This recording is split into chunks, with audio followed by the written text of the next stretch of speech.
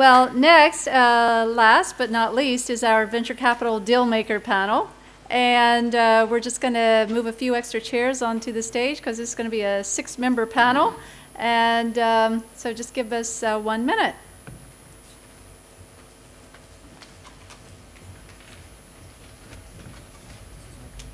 Yes.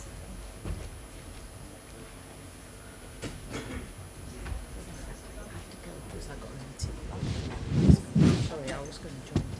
Oh, it's too bad. Okay, next time. All right. I promised to get everyone out of here by 6:30. So I'd like to welcome to the stage Gary Rieschel, who's standing right next to me, Chiming Ventures. Perry Chu, Hope Chen of DFJ China. And Richard Liu from Morningside Ventures. Jenny Lee from GGV Capital. Patrick Loofbourrow from Cooley. And Ron Cao from Lightspeed China. Great. Somehow, Richard, you were hiding. I didn't see you. Yeah. Okay. And I didn't see Jenny either. Okay, that's right. Our annual gathering. Yeah, I remember last year's panel. We had the co-founder of YY on stage, right? And then they went public two months later. So I'm just wondering which one of those companies we had on stage here today may be next. But I guess that actually kind of is a segue into the panel. We've got a really all-star group of VC panelists here, and one of the interesting things about covering the venture capital business is it's never dull. It goes from feast to famine, roller coaster to roller coaster. And I guess I'd like to ask the panelists where they think we are now on this pendulum. I've actually noticed a little bit of a pickup. Maybe it's just because we're into the fall now, but I've actually noticed a little bit of pickup in deal financing after what seems to me like a pretty long dry spell of about 1.5 years. But what do you think? Let's go down the panelists and get your view on where we are now and what the outlook is. Ron's going to start first. Okay.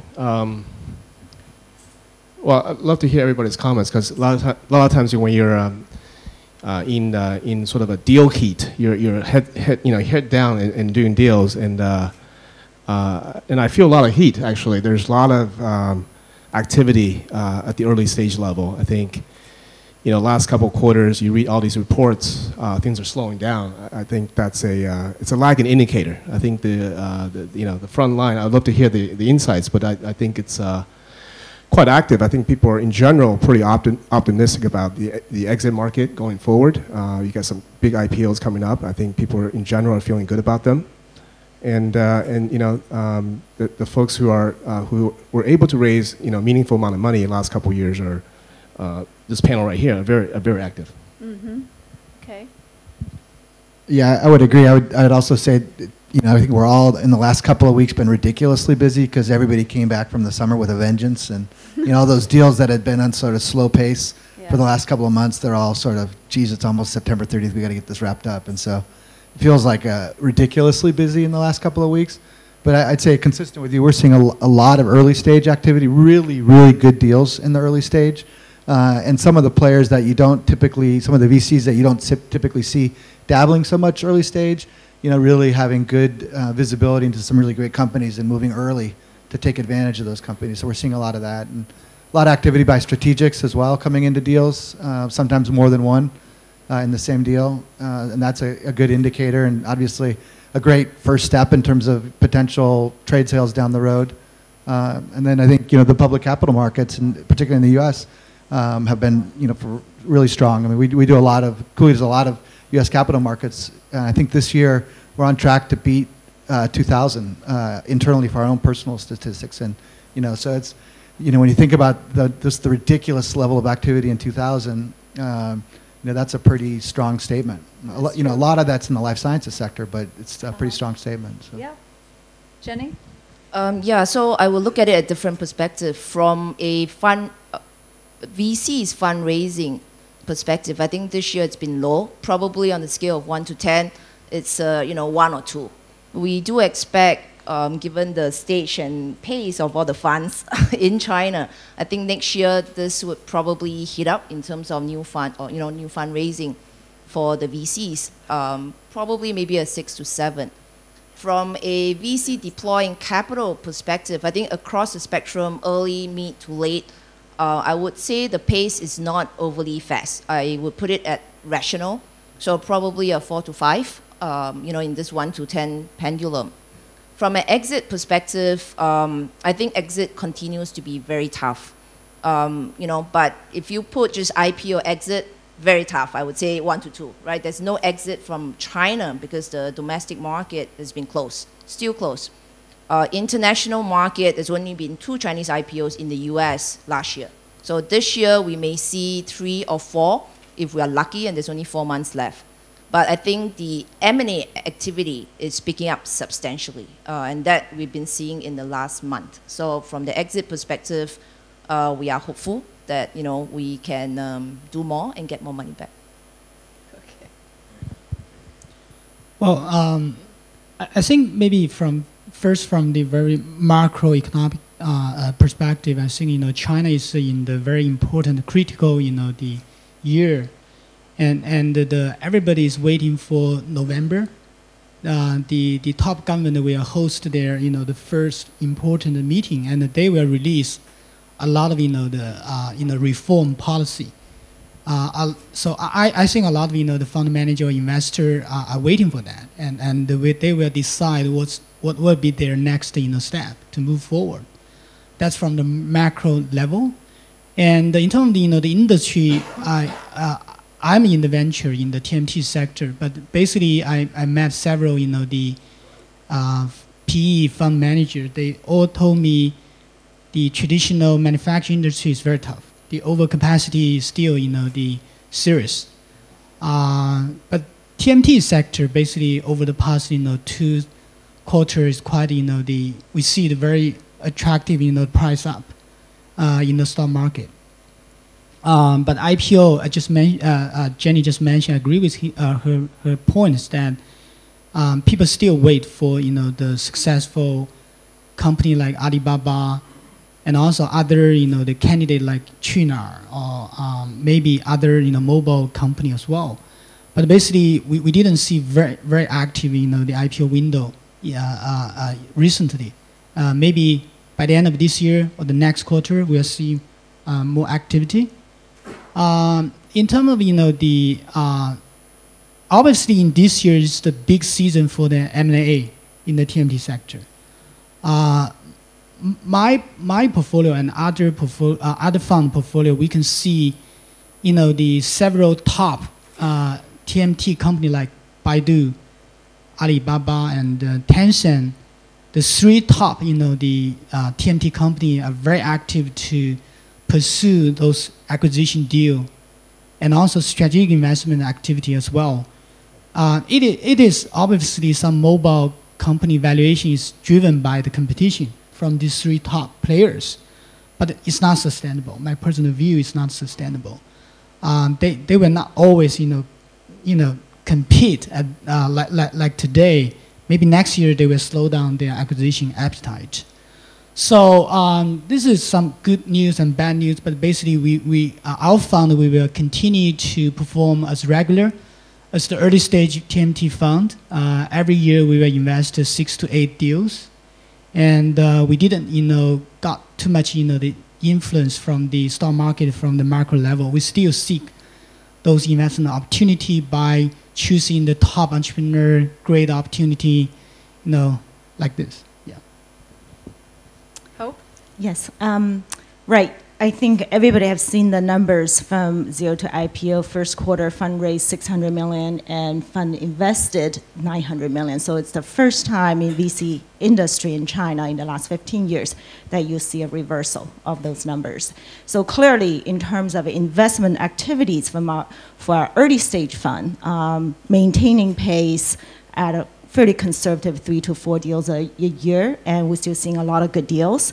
But however, we do expect the large amount of money chasing after deals, that period of time is probably going to be over, and people are going to pay a lot more attention, at least from our portfolio side, on profitability, path to profitability, and how to run a solid business and build our management team and process and move forward in a much more rational way, rather than just go out there, spend the money, and take market share. That's sort of a 恶性竞争.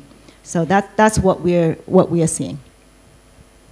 I think for Qiming, if you look at kind of different components of it, if you look at it from the venture perspective, most of our LPs have said that they will deploy the same amount of money in China over the next 5 years, but they're going to deploy it with a lot less groups. So that means there are going to be fewer venture funds being able to raise dollars. The RMB fund market has collapsed completely because there's no exit. So the RMB funds have trapped billions of RMB, and who knows what the current CSRC rules are going to be in terms of loosening the queue for domestic IPOs. So I think if you're a venture fund, the firms on this panel I think are relatively lucky, but there's a lot of firms that are going to really struggle to raise money, I think, in the future. Over time, that will start to constrain money that's going to entrepreneurs. The hangover of the funds that have been raised the last few years has been that we're still now in the fundraising environment where you have a lot of heat and you have a lot of competition based on price. So just a short aside, so we issued term sheets on 2 mobile gaming companies. Actually, we did 4. We lost 2. One was to a strategic that paid 2.5 times as much, and the other was they released the game and the price went from 12 to 15 million pre to 65 to 70 million pre, and you just have to wonder what someone's thinking about. And so, I think from that perspective, that ultimately will start to settle down. A lot of the waves that we've been investing off of the last few years, I think, are ending. The mobile wave, that's not a big surprise anymore. A lot of the the hardware products, people have placed a number of those bets. For an entrepreneur in healthcare, I think it's the best time in history to be an entrepreneur in healthcare in China. It might be coming on the worst time to be an entrepreneur in healthcare in the United States, because again, most of our investors have said they won't invest in healthcare specific funds. But if we had to pick one sector in China that was going to materially improve over the next 10 years as an investable area, it would be healthcare. We currently have 28 companies in the healthcare sector. The only problem in healthcare is for the domestic companies, there is no predictable exit. Going back to that, you've had the government close the stock market for 54 weeks. And that is something that makes investing in companies that you're going to be holding for 5, 6, 7 years it's a different calculation on your risk risk premium that you need for the deal. Finally, in clean tech, if you're looking at that sector, I mean, in the first half of the year in the United States, $3 million total went into new clean tech investments. That's a sector that was pulling 1.5 to 2 billion a year several years ago. So the entire investment community in the U.S. has died. So the opportunity here is to figure out, if you have a platform, what is interesting in the U.S., and people are going to be very fascinated to have that technology come to China. And so I think, again, if you're an entrepreneur here and you have a platform, then I think there's going to be a lot of very, very interesting deals that you can structure with U.S. firms to bring those technologies into China. As I was listening to the panelists, there seemed to be some disagreement over where the IPO market is. Some people said it was very strong and others didn't seem to think so. So where is it? Well, so China's simple. There is no IPO market. I mean, the last company that went public in China was August something last year. So, and there is no forecast for when it's going to open. There's wonderful speculation. You'd be better off playing hope, playing hope in poker than you would be betting on when that market's going to up again. So I think that's just a real problem. Yeah. So if you're investing in RMB today, and you're investing with the idea that it's a late stage or pre-IPO deal, I don't know how you can make that assessment, because there really isn't a forecast for the exit. Yeah. So if you're an entrepreneur, should you just say no to an RMB fund? Well, so I personally feel that the RMB fund in the past 2 or 3 years is very hot, but they all chase up the pre-IPO investment opportunities. But today, I think Gary mentioned is the A-share market is they just closed the whole window. No one can go IPO right now. Until today, the government didn't release that window. Well, so it's really I keep depends. hearing that window's going to open and open, but then it hasn't, right? So everybody is waiting for the November the conference. Yeah. So that conference is so important. It will give you a lot of the policy. Yeah. So I guess they will also release that as well. How has it impacted your business as a venture capitalist? How has it changed the way you're doing things? Yeah, so I think that when you look at exits, obviously IPO is one way to exit. Yeah. M&A is another way to exit. From a domestic market perspective, so GGV, we have both an RMB fund and a US dollar fund. I think that in the past, there's been less secondary sale, meaning VC is selling out in subsequent rounds. But we do see that as an increasing trend as well. Right, so I would say that in addition to the IPO exits, the M&A exits, when's the right time to let go of a little bit of your ownership in subsequent financing round becomes key. So I think all that comes down to, in the market, to be fair, I think the China venture market is a lot smaller than the US market. In the US, it's a lot more developed, 50, 60 years. There are more companies, more deal flow, very varied sectors. In China, whether it's VCs or the number of deals or quality deals out there, it's probably about 1/8 to 1/10 the size of the U.S. market. So at the end of the day, our thesis is that it has to be a good deal, high quality deals. And if this is a market leader, high quality deal, whether it's IPO, that one or two that gets to go out. When the market in the US, that would acknowledge market leaders, I think they would still be able to get IPO. In the case of M&As, as Richard mentioned as well, I think when the giants, Tencent, Baidu, or Alibaba comes down and said, I'm going to pay the 2 billion, valuation for any company, it has got to be the market leader in the category. So if you have a market leader, if you are a market leader, I think your options are a lot better. And obviously, when the Xiaomi hits the 10 billion valuation, it's also a good time to think about whether you should be selling. So I would say that it's down to that last dot in terms of, how do you continue as VCs, how do you continue to generate returns and distribution to your LP, even though the market looks like it's, still underwater. Yeah. So I just want to. So this is kind of like the Lei Jun fan club up here. So I realize so we that. should all be very honest about that. But I think one of the things that if you think about what is hell for a limited partner, so one of the investors in Chiming or one of these funds, hell is you get a distribution one day, and we proudly announce that we've sold a company, and they get their check, and the next day they get the notice that one of their other investors has bought those shares. So they're basically trading a piece that we had for a piece that another firm now has that they're still paying, that now they have to start paying management fee on from the beginning that they're going to hold for the next period of time. 55% of all the private equity exits, non-venture capital IPO exits, so private equity, 55% of those exits in 2012 came from one private equity firm buying from another private equity firm. That is a disaster for our industry, because that is simply swapping one person's carry and one person's management fee for another. That is really not something. When our investors look at that, they want to just run screaming, from the entire sector. And so I think that's one of the issues. Jenny brings up a great point. How do we work with the entrepreneurs to engineer more M&A transactions? And the entrepreneurs have to become a little more realistic. Not everyone's going to be worth $1 billion. In fact, most companies aren't going to be worth $50 million. So where, that I think is where the pressure will come between the VCs and the entrepreneurs in this next cycle. Yeah, Patrick? I think I agree with everything that everybody just said. Ultimately, entrepreneurs need to be realistic, because it's not always great to get a high valuation, right?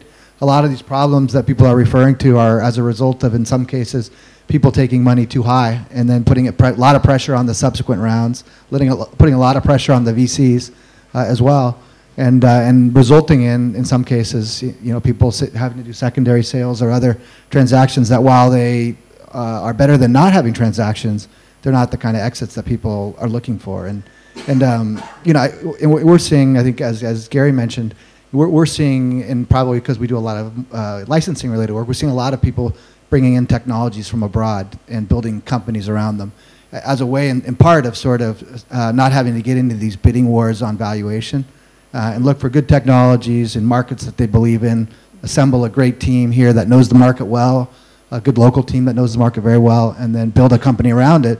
And those companies, I think, we'll see more and more of, and they're very interesting, and particularly in the clean tech and life sciences sectors. So. Okay. Yeah, and Ron, you mentioned you thought the IPO market is pretty hot, right? You said that you see a couple coming up. Yeah. So my perspective is from a early stage tech USD investor. Okay. So the we're looking at stuff that's going to be exiting hopefully 5 to 8 year time frame.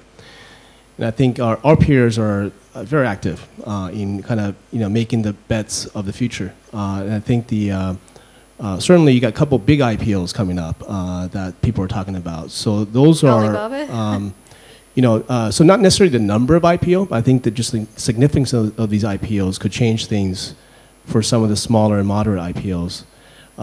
And one thing I'll add is that I think it's a very clear difference today versus a few years ago, which is the M&A market. I think it was talked about, which is that before the big boys would say, well, this is a company with a nice product, I can copy it and just kill them. And now it's completely the other way around in some cases where I can't afford not to buy it. I will pay a premium. With folks like Ali and others going public, that dynamic will only benefit the companies and the early stage investors. Okay. So who do you see as the winners and the losers in the entrepreneur space today? Things have changed so rapidly over the past 10 years, from the copycats to the innovators, and from the returnee entrepreneurs to the local entrepreneurs. Who do you see going forward as the winners and the losers? Okay, Hope. We'll start with the winners. I don't have the crystal ball here, but it is interesting that several of us here that have mentioned about the M&A market being very active. It is important whether we manage both RMB fund as well as the dollar fund. It is important to see that M&A activities to become much more of a viable exit, and entrepreneurs are much more accepting of the idea to sell their companies and work with, join forces and build meaningful business. In terms of, so that is part of the discussions that we have with a lot of our portfolios and helping to facilitate that process, both in terms domestically in China as well as leveraging our global platform and bring companies to China, or maybe Chinese companies to Silicon Valley and Europe. One simple example, for instance, we have invested in a big data company called Flurry. Many of you probably know that company, and it actually does data analytics on mobile platforms and has an install base on handsets, more than 1 billion handsets, larger than Facebook, if you will. And it processes about 350,000 app sessions of 3 terabyte data every single day. And the biggest growth sector user is actually in China. And we actually don't have a China presence here, except we don't focus on marketing and pushing the applications and all that. But we do have a very active China user, probably the highest growth of globally. So this company has started to discuss deep level analytics partnership in data mining partnership with some of the very large internet companies in China, which I shouldn't discuss the name, but it's that kind of acquisition that I would think that it will happen at some point down the road, like Lenovo buying IBM. That kind of acquisition would really change the Chinese companies like Tencent, like Baidu, going global and build a global brand, and which is going to be very exciting to see. Jenny? Yeah, so if we define winners and losers by the value that they have created, then I think there are some obvious winners in China today. The ones that are north of 50 billion in market cap, essentially there are three on the internet side, as we know, Baidu, Alibaba, and Tencent. Now, if we move the bar down and we said, where is the next category of potential winners? Then I think Qihoo obviously has done pretty well. It's now at 10 billion. The question is then, is there room for, say, a Youku, right, who's closer to the 5 to 10 billion spot? And who's the next guy that can come on? Is this the Jingdong, who's not public yet, but who may be preparing for it, given that Alibaba is kind of on that front? So I would say that in certain space, there are some clearer market leader, right? Whether it's you're at the 5 billion mark or at the 10 billion mark. In certain areas, I think that in the mobile area, there is still a lot more room for new market leaders to be formed. Given that this is an emerging trend, it's been 2 to 3 years. I think it's going to take another maybe 5 years for us to start seeing more than 1 or 2 companies that can hit the 10 billion mark. So we are hopeful on that front. I think in terms of losers, I think that there's always chance for a loser to become a winner. We are all perpetual optimists. Otherwise, we will not be sitting here. But obviously, there are certain trends. I think for companies, they have to figure out where is the value proposition that they can bring.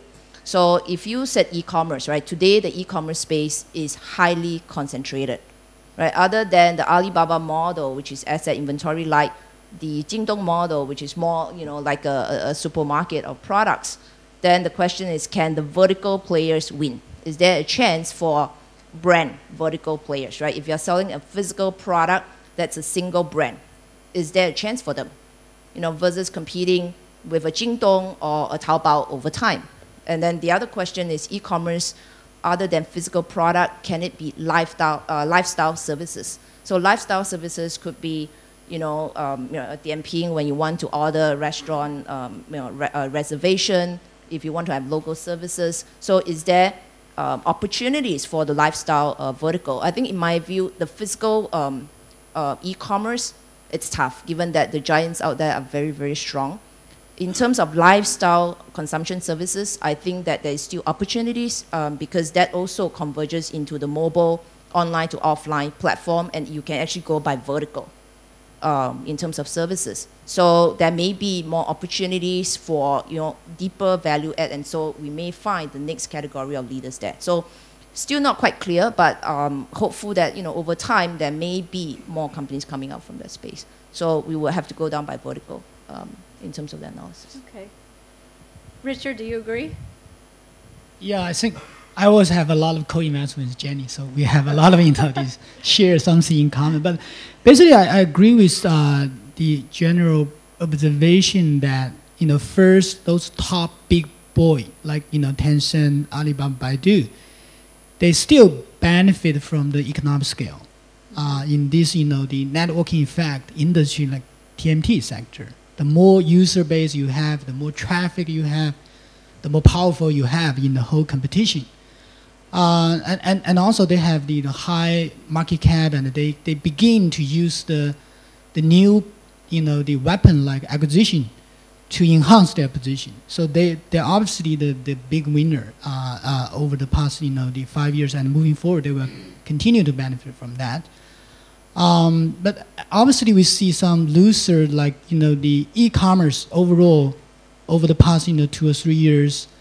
The whole sector disappointed people because I think because they didn't really most of them didn't establish the real value.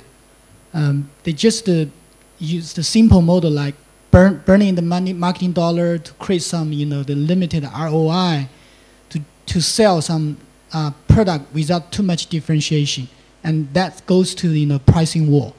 This is not sustainable. So the e-commerce is very tough, and also like Groupon, also the losing sector as well. The similar the effect, like they don't have too much differentiation. But always sometimes you just feel they're hopeless, but some player they will pop up as the superstar. In the mobile space, I think still it is the early time. The big boy still is the biggest benefit, and also Qihoo also get some the benefit as well. We invest two companies. One is UCWeb, the other is Xiaomi. Definitely with also Gary as well. So we are we benefit from these new emerging players. And these two companies, interesting thing is that they both have the international ambition. That's probably the future. In the future, we believe some of the local player, when they can really achieve some kind of economic scale in this large home market with billion population, and we hope they can deliver something in the emerging global market. Today, UCWeb, they had some presences in India, in Russia, in Indonesia, even in Brazil and Africa. But definitely it's still in the early time. They got some user base. They didn't create the monetization at this moment. But moving forward, we hope they can deliver something. Xiaomi this year they recruit Hugo Barra from Google. And this guy, I think he will play the role if the company really want to do something in the global market. So we think, basically in China, still there are a lot of, the great opportunity, but the key challenge that we lack of, the high quality talent people. We have so many opportunities, but we don't have too many high quality entrepreneurs. So that's the gap for us to really create high return. Gary mentioned that for the LP they don't want to see people generate return from the internal transaction from GP. So we want to seek those the winner will comes from the great opportunity with great entrepreneur, and you have to be very innovation. You have the entry barrier. You can defend the competition from the big boy like Tencent, Alibaba, and Baidu. I think that one of the things that has been very clear to us now after 8 years in Qiming is, in the U.S. when you invest in a company, the entrepreneur, the CEO, the founding CEO will spend a lot of time talking about how they're going to differentiate themselves from the competitors. We've decided here that when an entrepreneur tells that story, we don't believe a word of it, because it is impossible on the internet. Not in healthcare or clean tech, but on the internet, to differentiate yourself is almost impossible. It's all about execution. And I think that that's one of the things the entrepreneurs need to really think hard about, which is, please don't tell us a story anymore on how you're unique. You're unique for as long as it takes for someone to come and visit your web page and then figure out how to code and copy what you're doing. You can be unique on execution. And I think that that's the real message now for us with entrepreneurs. And that requires more of a team. It requires a much longer time frame when you're thinking about when you're starting a company, how you're going to invest in the company. So you need to take a step back and realize that's going to be your value. Perhaps you will have, during the course of executing, you'll come up with a completely unique idea because of your scale or because of your market position that someone else really can't copy or modify too easily for their own purposes. But I think that really has to be the focus. And so the Superman or superstar entrepreneur here anymore that is capable with vision, et cetera, of just driving a momentum, kind of a momentum-driven business, I think that's done. So the focus really is going to be switching more and more, I think, to the execution side. The VCs, we're our own worst enemy. In China, 700 Groupon-like companies were funded by venture capitalists. So we put up for our limited partner, and we did Dianping, and then Dianping went in. We thought, we didn't do a Groupon. So you go to a board meeting, Dianping announces, oh, they're going to do Groupon. It's like, oh my God. So you just have this almost lemming-like, herd mentality. So I think it's also, what we're spending a lot of time thinking about now is, we're not paid to follow. We're paid to try to build a plan to think what, as Ron was saying, 3, 5, 8 years later, that's what we need to spend our time thinking about. And that's more important today than certainly any time since I've been in China. That's interesting, yeah. Ron, do you have anything to add?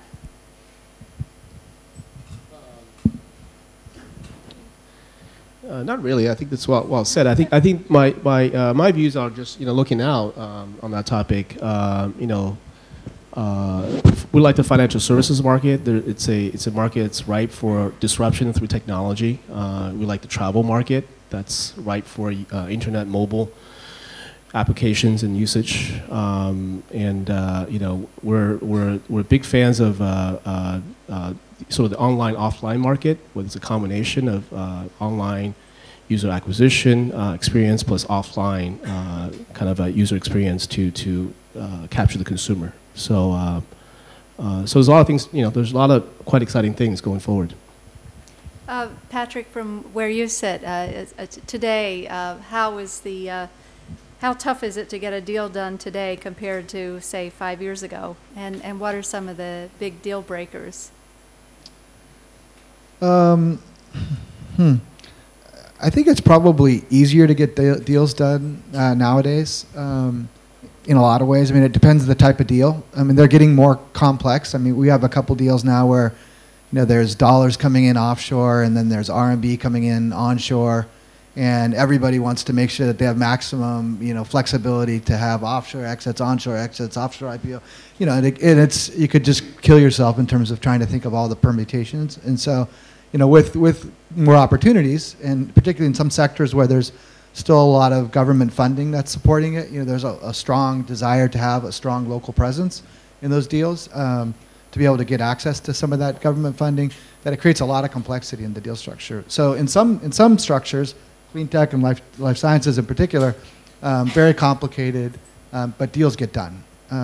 Definitely deals get done. And I think, you know, there is a mentality, much like there is in California, which is my background, of, you know, wanting to bring people together to get deals done. You know, that there's a spirit amongst the investors and the entrepreneurs and the lawyers on both sides that we're there to facilitate creating a billion-dollar company. And we all want to do our part to help make that happen. So I think that spirit is alive and well. I think, you know, in terms of terms on deals, I mean, probably everybody has their own views. My sense is they're kind of fair for the market, you know, for some of the realities of doing business in China, and wanting to make sure that you retain and incent key people. Because, you know, you think about all the sectors that everybody's referenced here, and this is true for us as well in professional services, is that, you know, we're only as good as our ability to attract and retain good people, you know. Brad, who's here, you know, he talked about how law firms are often very fragile because, you know, it's really just an affinity of people, and you start losing really talented people and they collapse. And that's true really in a lot of industries. So your ability to attract and retain key people is just critical. And so you see that structured into deals here, probably even more importantly than other places, because it's hard to come by such incredible, you know, that when you find that really talented entrepreneur, or in our case we find that really talented lawyer, you really want to motivate them to put their head down and to create a very valuable business. So deals are getting done. Any other comments on that? Any deal breakers out there? What's the biggest deal breaker? What's the thing that makes a deal fall apart? Valuation. Okay. Gary, I see Gary grinning over there. He must agree. I don't know. Gary, that's it, valuation? Okay, so, right, so our experience is this year, you know, Nisa and William, who head the healthcare team, they're really good. We've lost 3 deals this year, and every single one's because of price. And in one case, we were 1/3 the price of the next 2 players. So you just can't chase that. You have to remember, I'm so much older than everyone here. And so I actually lived through 99 and 2000. In fact, I was one of the producers of that movie. I wasn't even just a participant. And, you know, doing the SoftBank venture stuff in Silicon Valley. So from that perspective, we have watched and they can go down faster than they go up. It's hard to believe, but they can go down faster than they go up. So I think that there's a little more of an approach of, if something's in our roadmap, especially if it's in healthcare and clean tech, if it's in the roadmap, then we'll be as aggressive as we can be. But at some point, the internal discussion simply is, you just can't continue to chase things. So we're seeing stuff run away from us, certainly in the internet and certainly in healthcare, not so much in clean tech. The problem in closing isn't evaluation. The problem is the complexity of the structuring around what you know, folks have been talking about, where you have someone who wants to try to hold out hope of offshore and onshore, listings or exits. And so the structuring complexity is just staggering. And so we have 3 deals in our clean tech pipeline. They're all approved. They've been approved for over 9 months. And we call every week, how's it going? And so it just keeps rolling forward. And there's always something, when things are open, there's always some stuff that changes. And so I think that's part of the problem, is just the complexity of those deals. By the way, that's the first time I've ever heard an attorney complain about complexity. Yeah, we're supposed to love that, right? Exactly. Yeah. Yeah, right. But remember, we're in China and people want value, right? They really don't like to pay lawyers more than they have to. One comment I'd make on Gary's comment too is, he's looking at that from the venture capitalist perspective. He's saying, we're bidding on these term sheets and we're not getting the deals. Where, we're on the company side a lot, and so it's great when you're there and you've got multiple term sheets.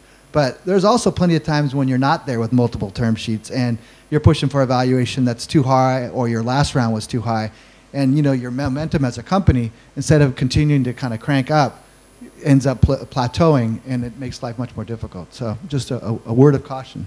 Mm-hmm. So Gary, you mentioned that the VCs up here are all, this is like a Legion fan club, right? Is there anyone coming along that's going to be the next big angel investor, or is he it?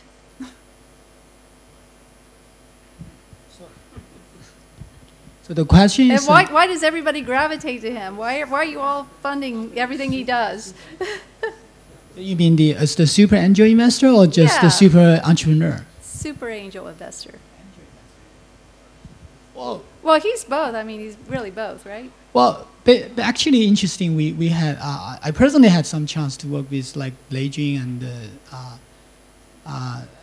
Zhou Hongyi and also like Xu Xiaoping, Bob Xu.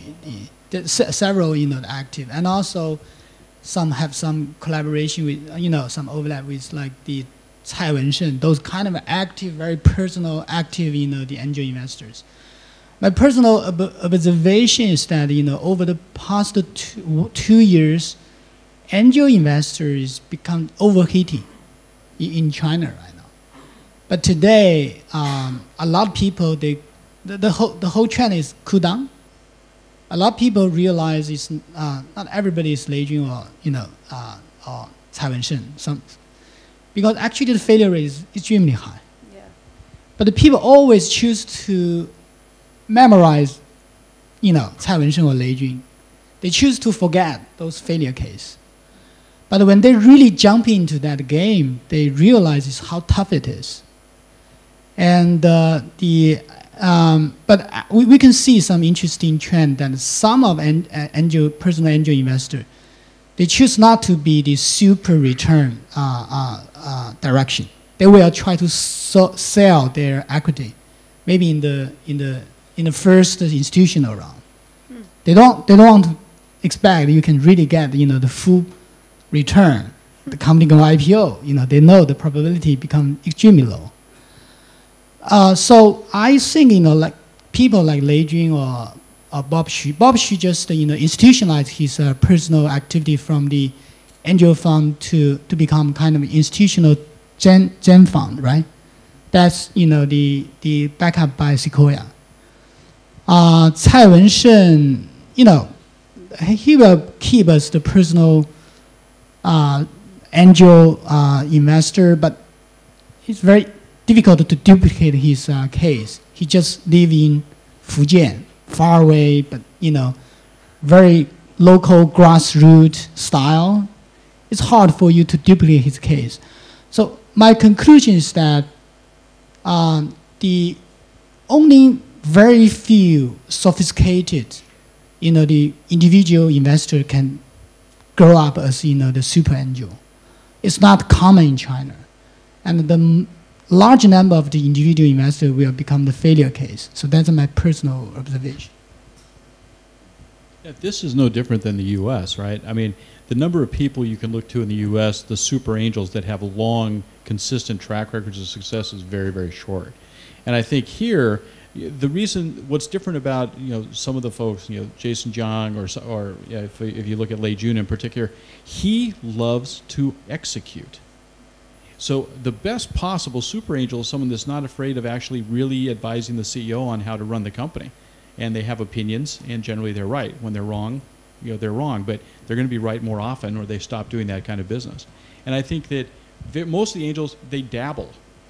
So you put money in seed, and then the Series A, you made 4 or 5 times your money, 2 times, whatever it is, you take your money back, and you go dabble some more. Very few people put money in, and then they're still on the board or chairman of companies 3, 4, 5 years later. That is just rare, and that's rare anywhere in the world. Yeah, so I think that we cannot make money just by following angels. I think the history of VC in China is short relative to the US or elsewhere, and therefore it's always going to be whether the deal itself is good. Even when we talk about Lei Jun or Xu Xiaoping, actually a lot of this angel or entrepreneur turn, money guy, essentially comes from the internet world, right? So whether you look at clean tech or life science, or if you look at B2B business services, there are a lot of companies, great companies, have been formed in those sectors not supported by angels. So I would say that when we look at our portfolio of the 50, 60 some deals that we've invested in China alone in the last 12 years, only 3 or 4 deals were really angel supported, and that the angel played a great role in helping the company be successful. Otherwise, I think what we would do actually is look at our fellow VCs. One of the big criteria for us is not who is the angel investor, but who are the investor, the board members, the partners around the table. I think as market goes up and down, and Gary, we're not that young, so we were in the market when we saw the down cycle as well. I think that when the market is tough, when companies are going through tough time, whether the companies can be successful really depends on whether investors, the board members around the table are in sync, and that they're willing, to help that company or the CEO navigate those tough times. So for us, actually, one big criteria would be that we will look at the shareholding structure, and then who's the guy on the board, as well as whether the VC fund has a track record of supporting, companies over the long haul. So those will be more important factors for us. Okay. Ron? Yes? Yeah, I think just following up from that, I think, it's the, in China, like Gary said, a lot of the technology deals are really execution driven. So having been technically trained, last 5 years been to me, it's been a liberal arts education in terms of assessing people.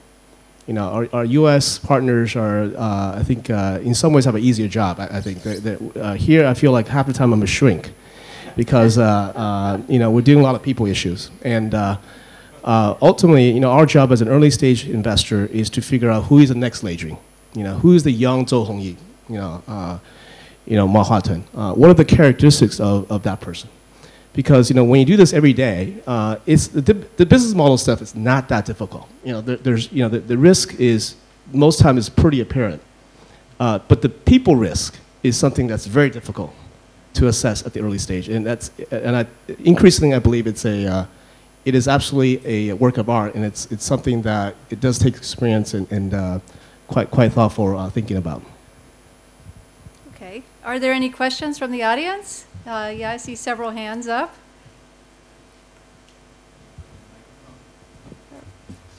We had 3, but I don't know what happened to the other. Yeah, here with his hand still up. Persistence wins. Hi. And could you please identify yourself? Yeah, my name is Jord. I'm the founder of Artifesto. We haven't raised any money yet. I had a question for entrepreneurs in general in China, or perhaps the Asian region. How would entrepreneurs with a lot less networks here than in the West, for entrepreneurs and VCs to meet, sort of allocate where the smart money is for their venture? Maybe some of you have some experience with that. You could comment on that. Smart money being, I'm sure, as you know, not only the cash that you bring along, but the experience that could be very valuable for the company that is looking for cash. Angels or VCs? Of both. VCs are looking at the smartest guys here. They say. So your question is about how you can attract attention from those VC, right? Not so much attention. Let's say you were able to find them. Let's say there's a group of VCs on the panel today.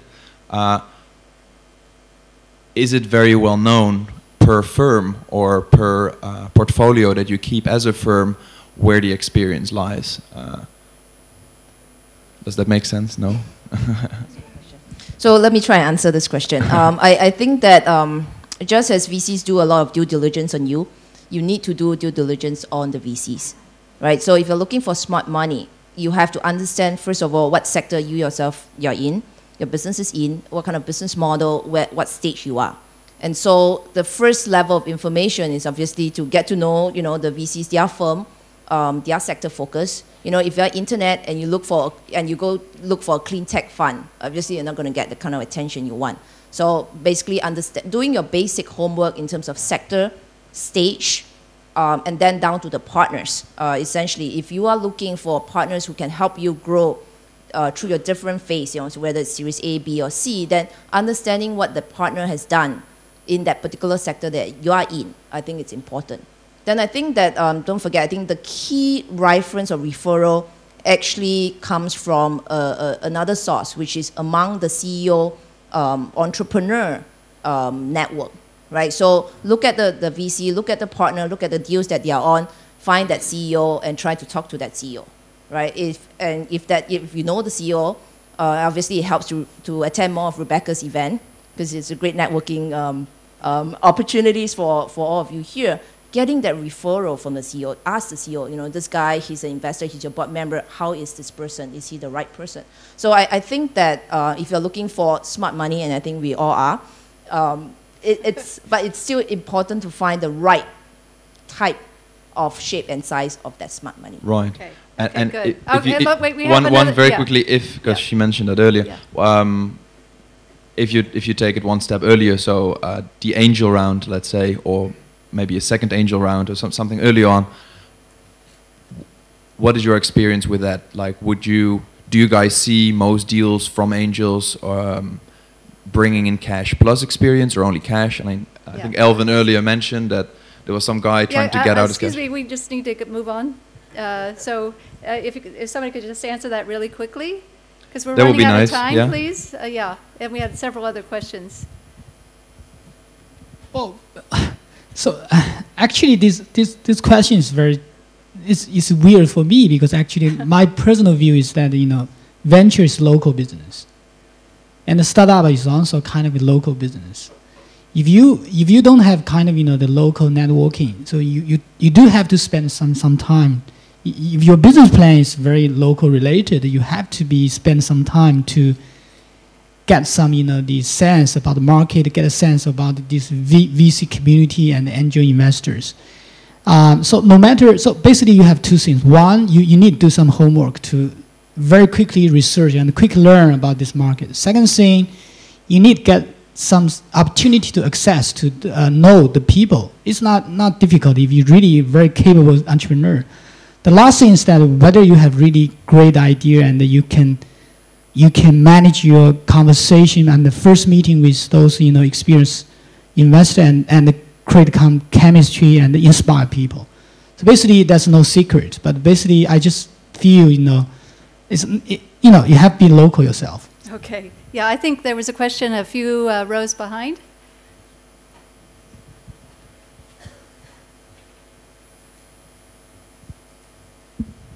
Hi guys, impressive panel, and Trevor Lai from Thoughtful China and Up Studios.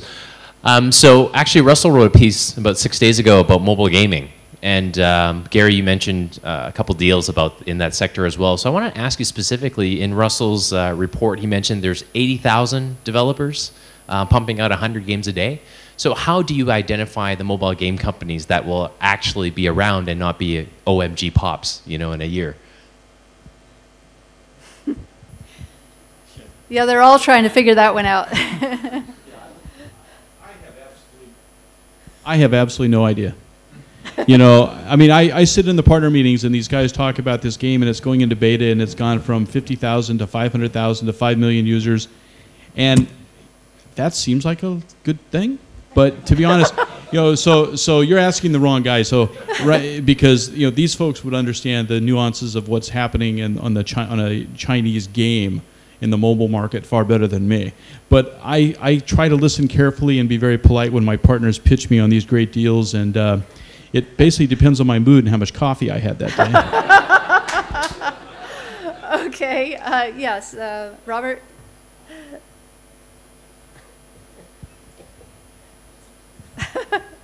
My name is Robert Lee. I'm an entrepreneur from the Silicon Valley as well as here in China.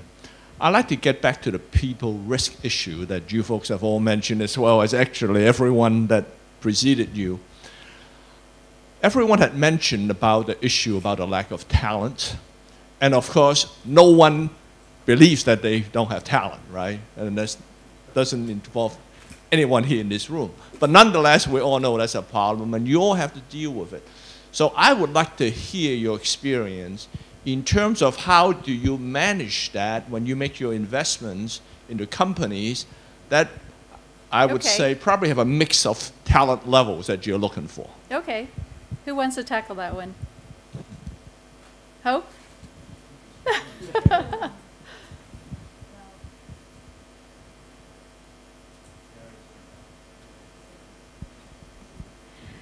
That's a very good question, Robert. Obviously, it's easier to build a team in Silicon Valley because we have all kinds of support structure there and network to help us to recruit and find the right people. And once we have the professional management to come in to work with the founders, either side by side or take over at a certain stage of the company, it's accepted culture. And here, we have done both. We have grown the company to a certain stage and hire from outside, maybe a COO from Suntech to come and run an energy company. We have had experience, both successes and failures.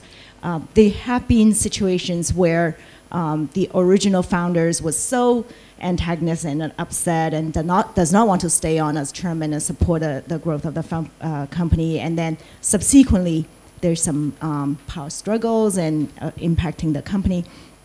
There has been another situation where we have found Silicon Valley executives from Microsoft to come in and work with the company, and they worked very, very well and grew the company to quite a big size.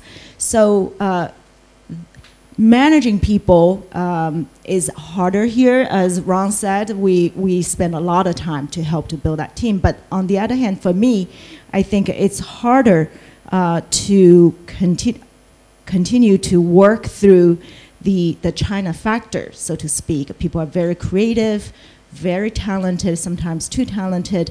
And with the fact the IPO window has been closed for so long, we used to, as part of the VC community, we pitch to them, motivate them to play by the rules because this is what we have to do to go IPO.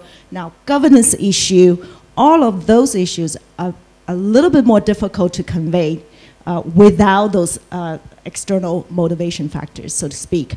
So I think, however, I think, the fact that the M&A activity is still very strong and the fact that there's less money available perhaps continue down the road, I think I'm optimistic that, that we can continue to work together as a community to work through the governance issues and challenges along those lines. Okay. Just add one more point. I just mentioned that China lack of talent, but maybe let me correct that. So basically, from the VC's perspective, I think China have a lot of the intelligent people. We have a lot academic level. The problem is that we lack of the leader. As the leader, the leadership, basically in China, we don't have too many high quality leaders as entrepreneurs. Is first. The second thing, China, a lot of people, they just don't understand. They don't have the sense about a lot of the governance and the game rule. They don't have that sense basically. So you have to train them. Maybe they are the good personality, but they are not familiar with those game rules. Sometimes they don't realize they break the rule. So the second challenge is how to help those people learn those game rules very quickly. And the last thing I want to compare the U.S. and China is that I have chance to travel in the U.S. as a business trip and meet different people and meet different company. It's very easy for you to sense that you can seek the consistency in terms of they have this very similar style, because the business culture or business system is very unified. But China is kind of in a hybrid, a very mixed economic system. If you have a chance to deal with local entrepreneur, you can have very variance. You can seek that variance. Maybe like the manufacturing business, the high-tech business, or some private family business in Sichuan or in Zhejiang or in Fujian. And also sometimes you deal people, they have the government background. We call them the red capitalist. So basically you have to deal with very different, the style and the culture people. So we have the screen engine to screen a group of people with the similar style and the culture, and we can share the same vision. So that's why that's the cultural gap between China and the US. So you have to be very careful to choose the right type of entrepreneur you want to cooperate with them. Yeah. Anyone have anything to add? Oh my goodness, there's so many more questions. We're just almost out of time though. I don't think I've taken any from this side, so we'll just take one from this side in the second row.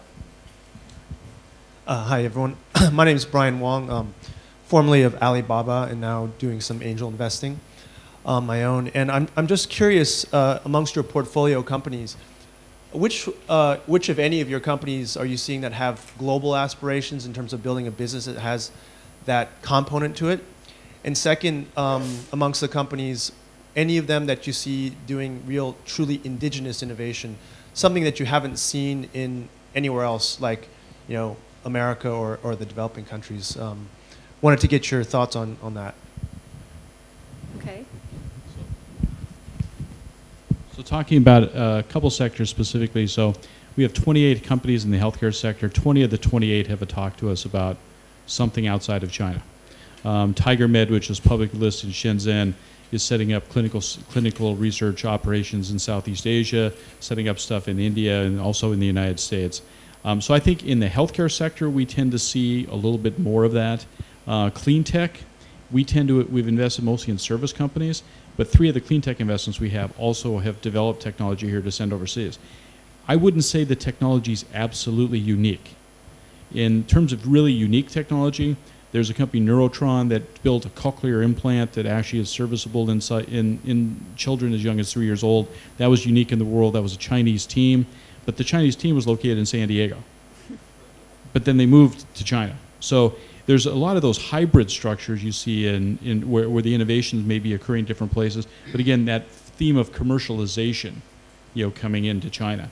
On the internet side, a lot of the companies talk about it, but the good news about the Chinese market for internet companies, for the Chinese entrepreneurs, is that it's a little bit of a walled garden. They can do things here they can't necessarily do in the rest of the world. There's a scale of market that's very interesting. But there's also a behavior and an attitude that works against them when they go overseas. So I actually advise US entrepreneurs, hate to say it this way since I'm in Shanghai, but I tell them to ignore China and to build a fence around China and immediately set up operations with the best possible partnership in Southeast Asia, India, et cetera, which then acts as a buffer against the Chinese companies coming into those markets. So if I was advising a US entrepreneur, I would not necessarily spend a lot of time trying to break into China, knowing what Alvin brought up earlier, which I think was some really good points.